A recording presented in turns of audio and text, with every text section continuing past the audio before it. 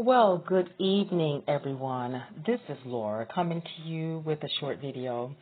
And today's video is just going to be just a few tips on how to identify what I have named the keyboard stalkers or the keyboard gang stalkers. And so, what is that and how do you identify them? Well, I don't know about you, but if if you have a channel or a social media page in which you're uploading content every day, have you guys noticed that the comments are getting more rude and crude? That's something that I'm noticing. Are you guys experiencing the same thing? You know, with everything going on in the world, with the coronavirus, people are fearful and feeling a lot of anxiety. People are getting sick. There are people dying. There's scarcity. People can't even find toilet paper, hand sanitizer, or cleaning supplies. You know, there's a national emergency. And you would think that would be enough to make people think a little bit, try to be more kinder to one another, to be a little bit more respectful and supportive of each other. But I guess this is a sign of the times that we live in. I guess kindness is a thing of the past. I don't know. But anyway, when it comes to these keyboard stalkers or keyboard gang stalkers, here are a few ways to identify them. So if you're starting a channel, if you have a channel, these are some telltale signs, what to look for, what to expect. Okay, first of all, a keyboard stalker will not have a picture, and that's not always the case. Just because you don't have a picture, it doesn't mean that you're a keyboard stalker. But number two, a telltale sign is that they will not have any content. They will not have any content. They may have just started their channel maybe 6 months to a year ago. They won't have a picture, no content, and zero subscribers or under 5 subscribers. So that's a sign what to look for, okay? And the thing about it is that, they know the system. They know that YouTube has begun to flag and they're looking at inappropriate comments. And in order to get, to woo you in and have their comments allowed, a keyboard gang stalker would start off with a very nice comment towards you, And then after that, then the rude, crude comments begin. I've noticed that. Some of the people, when I go back and I look through the comments, review the comments, some of these people have started off with very nice comments towards me.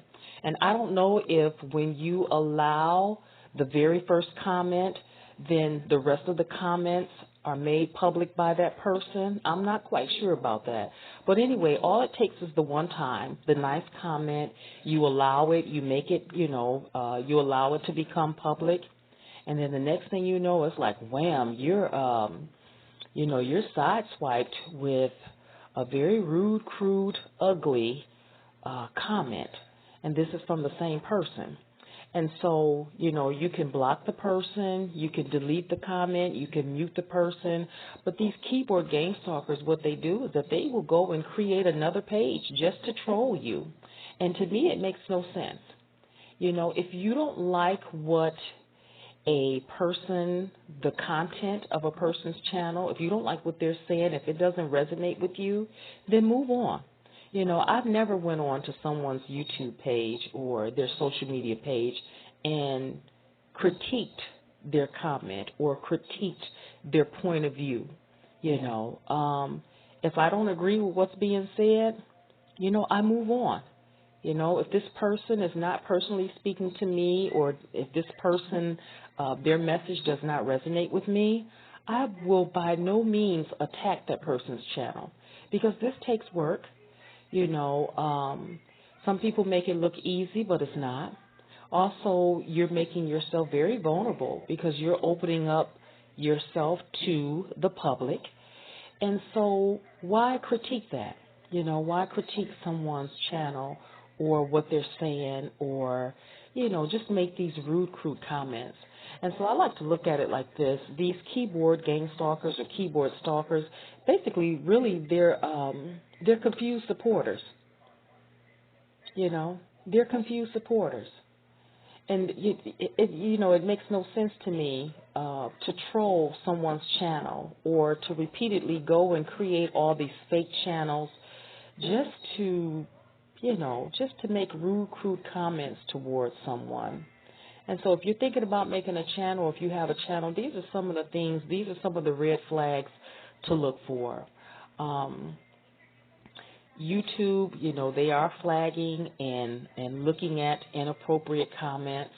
If you take a look at your comments, there are 3 sections: the ones that are made public, the ones that are held for review, and the ones that are considered spam. And if you really take a look and look at the ones that are held as spam, sometimes that is where you will find the keyboard gang stalkers. If you take a look at what they're saying, if you go back and you take a look at their page, look for the red flags, no picture, no content, and very little subscribers, there you will find, the majority of your keyboard gang stalkers. And some of them slip through the cracks. Like I said, they will start off being very nice. That's for you to allow the comment to be public. But, later on, they'll sideswipe you with something very rude and crude. And so I just want to encourage anyone out there today, continue with the good work. Don't allow anyone to stop you. Ignore the rude, crude comments.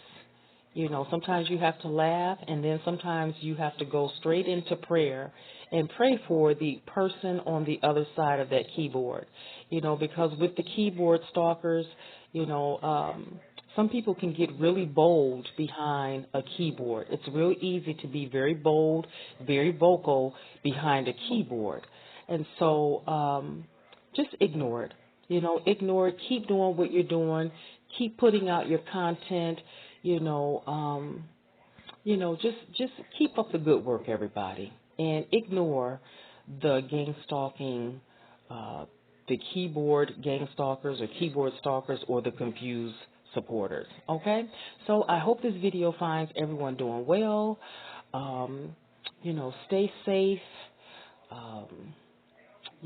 Stay prayed up. And until we meet again, bye-bye, my friends.